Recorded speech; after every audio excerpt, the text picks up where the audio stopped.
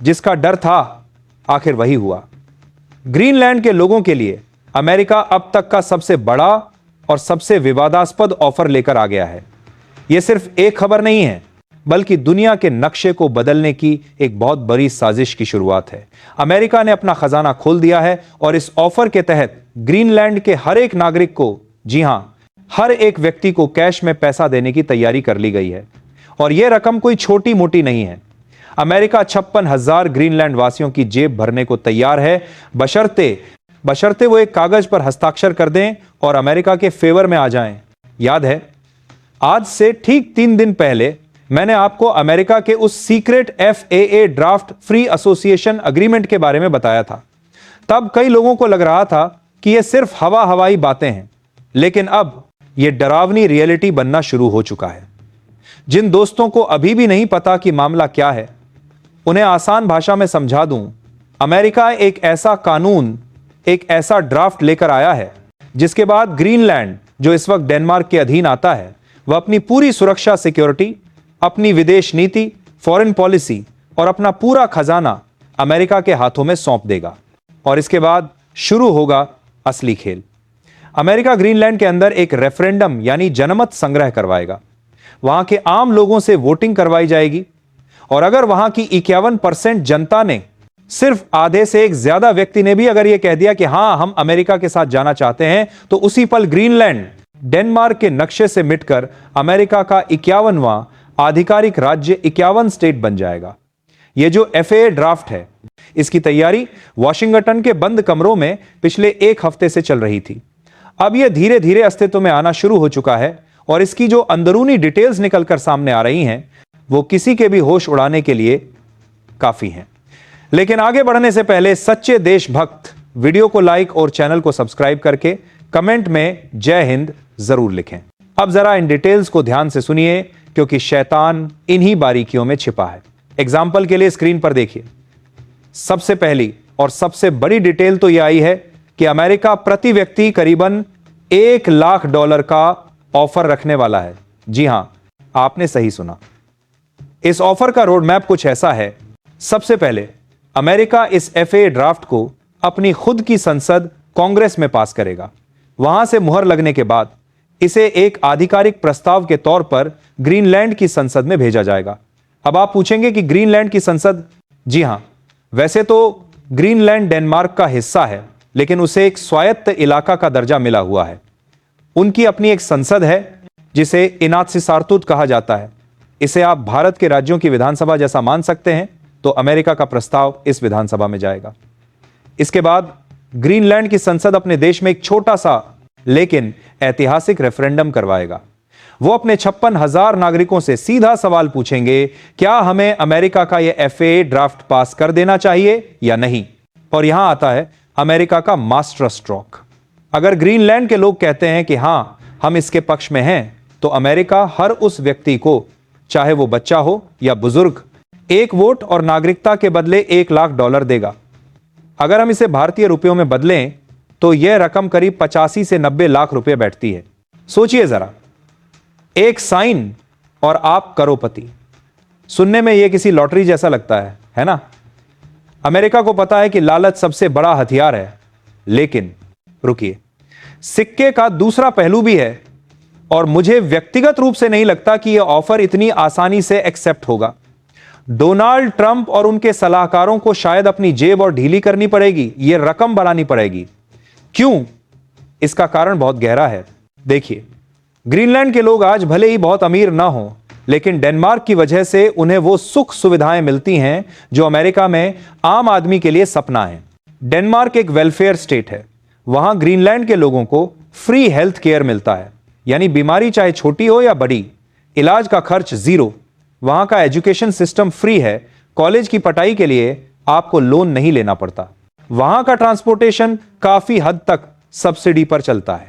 इसके अलावा हर साल डेनमार्क की सरकार ग्रीनलैंड भेजती है ताकि वहां के लोगों का जीवन स्तर बना रहे।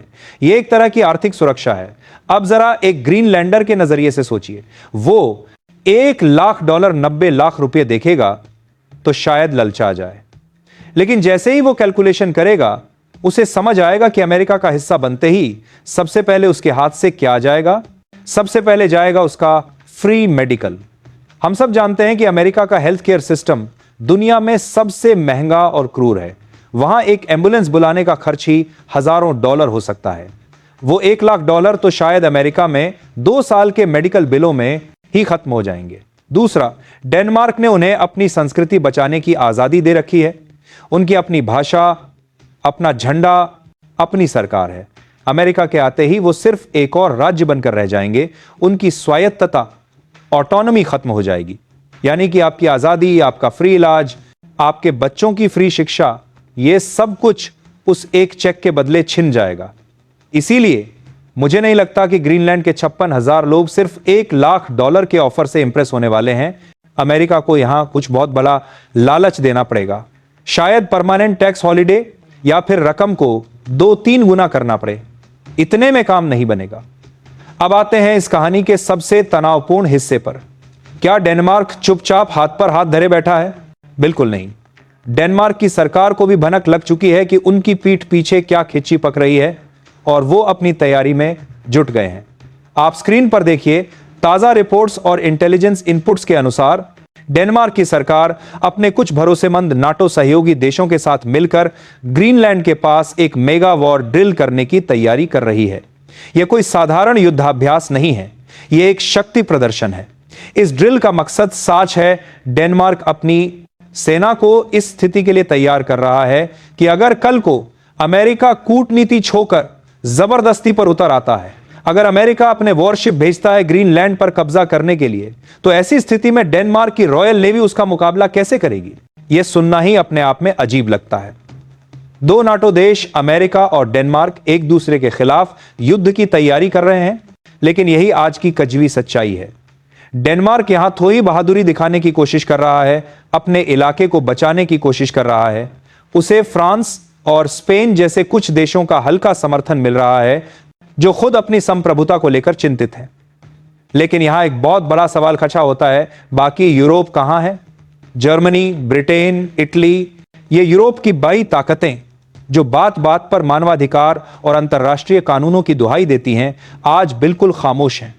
सच तो यह है कि फ्रांस और स्पेन के अलावा यूरोप के बाकी बामे देश अमेरिका के सैटेलाइट स्टेट या कठपुतली बन चुके हैं। मेरे हिसाब से तो ब्रिटेन, जर्मनी और इटली को अब अलग देश होने का नाटक बंद कर देना चाहिए और खुद को अमेरिका का राज्य ही घोषित कर देना चाहिए। आप जानकर हैरान होंगे कि इस समय जब इन देशों के प्रधानमंत्रियों और राष्ट्रपतियों से प्रेस कॉन्फ्रेंस में सवाल पूछा जा रहा है, सर, अमेरिका आपके ही पड़ोसी और सहयोगी डेनमार्क के एक हिस्से पर कब्जा करना चाहता है, FA ड्राफ्ट तैयार कर रहा है, आपका क्या रिस्पॉन्स है? तो पता है उनका जवाब क्या होता है? सन्नाटा। इनमें से कोई जवाब तक नहीं दे रहा। वो पत्रकारों के सवालों को ऐसे इग्नोर कर देते हैं जैसे कुछ हुआ ही ना हो। वो कहते हैं, नेक्स्ट क्वेश्चन प्लीज। इससे आप समझिए कि ये अंदर से कितने खोखले और कायर हो चुके हैं। उन्हें डर है कि अगर उन्होंने अमेरिका के खिलाफ एक शब्द भी बोला तो उनकी अर्थव्यवस्था जो अमेरिका पर टिकी है वो हिल जाएगी। यह यूरोप का अब तक का सबसे कमजोर दौर है। अब आप सोच रहे होंगे, आखिर अमेरिका ग्रीनलैंड के पीछे इतना पागल क्यों है? क्या सिर्फ बर्फ के लिए? नहीं दोस्तों, असली खेल बर्फ का नहीं, बर्फ के नीचे छिपे खजाने का है। और यहां मैं आपको कुछ ऐसी बातें बताऊंगा जो शायद आपको न्यूज में ना मिले। 1, दुर्लभ खनिजों का खजाना, रेयर अर्थ एलिमेंट्स। ग्रीनलैंड की बर्फ पिघल रही है और उसके नीचे निकल रही है दुनिया की सबसे कीमती धातुएं। यहां नियोडिमियम, यूरेनियम और जिंक के इतने बड़े भंडार हैं कि जो देश इन पर कब्जा कर लेगा वो अगली सदी की टेक्नोलॉजी पर राज करेगा। अभी इन धातुओं पर चीन चान का एकाधिकार है। अमेरिका चाहता है कि चीन की बादशाहत खत्म हो और ग्रीनलैंड के ये संसाधन उसकी झोली में आ जाएं। ये लहाई मोबाइल, फाइटर जेट्स और बैटरियों के भविष्य की है। 2, थूले एयरबेस। ग्रीनलैंड में पहले से ही अमेरिका का एक बहुत ही सीक्रेट और महत्वपूर्ण मिलिट्री बेस है, थूले एयरबेस। यह बेस अमेरिका के लिए कान और आंख का काम करता है। यहां से वो रूस की हर मिसाइल पर नजर रखते हैं। लेकिन यह बेस डेनमार्क की जमीन पर है। अमेरिका चाहता है कि यह जमीन ही उसकी हो जाए ताकि कल को डेनमार्क उसे वहां से निकाल ना सके। 3, आर्कटिक का नया रास्ता। ग्लोबल वार्मिंग से आर्कटिक की बर्फ पिघल रही है और वहां से नए समुद्री रास्ते खुल रहे हैं। भविष्य में व्यापार का सारा रास्ता यहीं से होकर गुजरेगा। अमेरिका चाहता है कि इस नए स्वेज नहर का गेटकीपर वो खुद बने, न कि रूस या चीन। और एक बात जो आपको जाननी चाहिए, यह पहली बार नहीं है। इतिहास गवाह है कि 1946 में दूसरे विश्व युद्ध के ठीक बाद अमेरिका के राष्ट्रपति हैरी ट्रूमैन ने डेनमार्क को ग्रीनलैंड खरीदने के लिए उस समय $10 करोड़ का ऑफर दिया था। उस वक्त डेनमार्क ने मना कर दिया था, लेकिन आज हालात अलग हैं। आज अमेरिका खरीदने का ऑफर नहीं दे रहा, वो जनता को खरीदने की बात कर रहा है। वो सरकारों को बाईपास करके सीधे लोगों की जेब में पैसा डाल रहा है। यह आधुनिक युग का हाइब्रिड वॉरफेयर है। अब देखना दिलचस्प होगा कि डेनमार्क की यह मेगा वॉर ड्रिल अमेरिका को कितना डरा पाती है। क्या डेनमार्क के पास इतनी ताकत है कि वो दुनिया की सुपर पावर को रोक सके, या फिर ग्रीनलैंड के लोग $1 लाख के लालच में आकर अपने देश का सौदा कर लेंगे? यह जियोपॉलिटिक्स का एक ऐसा मोह है जहां पैसा, पावर और स्वाभिमान की टक्कर होने वाली है। ग्रीनलैंड का भविष्य अधर में लटका है। क्या यह अमेरिका का 51वां राज्य बनेगा, या डेनमार्क अपनी अखंडता बचाने में कामयाब होगा? अभी तो यह शुरुआत है। आने वाले दिनों में एफएए ड्राफ्ट की और भी कई सीक्रेट धाराएं, क्लास लीक होने वाली हैं। हमें पता चलेगा कि अमेरिका वहां मिलिट्री बेस बनाने के लिए क्या प्लान कर रहा है। साथ ही यूरोप के बदलते हालात, रूस का इस पर रिएक्शन और चीन की चाल, यह सब मैं आपको बताऊंगा। क्योंकि याद रखिए, अगर अमेरिका ग्रीनलैंड को लेने में कामयाब हो गया तो यह सिर्फ नक्शे का बदलाव नहीं होगा, यह इस बात का संकेत होगा कि दुनिया में अब संप्रभुता, सॉवरेंटी बिकाऊ है। आप बस चैनल को सब्सक्राइब कर लें और बेल आइकन दबा दें, क्योंकि जैसे ही अगली रिपोर्ट आएगी सबसे पहले आपको पता चलेगा। यूरोप के हालात भी मैं आपको लगातार बता रहा हूं। फिलहाल इस वीडियो में इतना ही। यह खेल बहुत खतरनाक होने वाला है। Thank you for watching.